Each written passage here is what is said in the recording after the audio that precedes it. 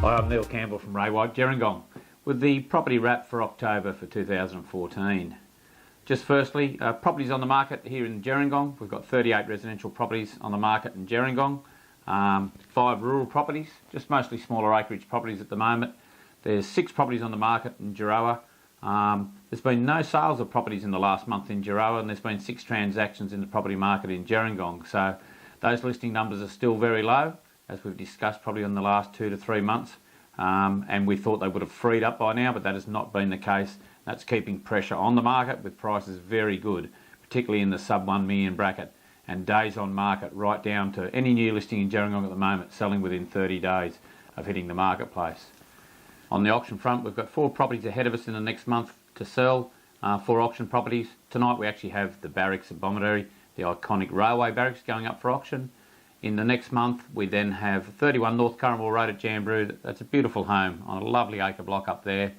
We have a little property down in Berry. That's a 2-bedroom freestanding villa in North Street, up for auction next month as well. Then following that, we've just listed 158 Fern Street here in Gerringong.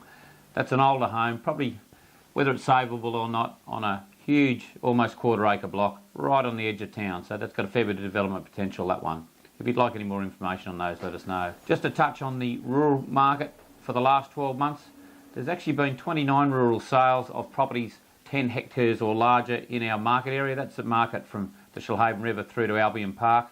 There's only been 2 sales above 40 hectares, and there's only been 8 sales above 30 hectares. So those numbers are very low for the last 12 months, just showing how slow that market's been. The highest sale was for a 25 hectare property actually here in Gerringong, which we sold for $3 million. The average sale price for the 30 plus hectare properties was just on $1.2 million, which is probably considerably lower than previous years, but that's just a sign of how slow that market has been. And there's very few rural properties coming on the market in spring this year at this point in time, which again is reflective of the residential market. Just like to touch for a minute, I get asked questions regularly, and one of the most often asked questions is around our strategy marketing our properties, particularly our rural and investment properties, to international buyers, and more particularly Chinese buyers. And we're asked this constantly at the moment. Obviously Chinese buyers dominating the Sydney investment market. We do see a number of buyers from the Chinese community, probably on a weekly basis. We're doing inspections with Chinese buyers. We're in fact expat buyers. We're doing buyers from all over the world. We have Vietnamese looking at property with us this week. The strategy for us is driven through our Ray White corporate office in Sydney, which has a designated Chinese desk. Sen Wang heads up that desk. He's multilingual Chinese.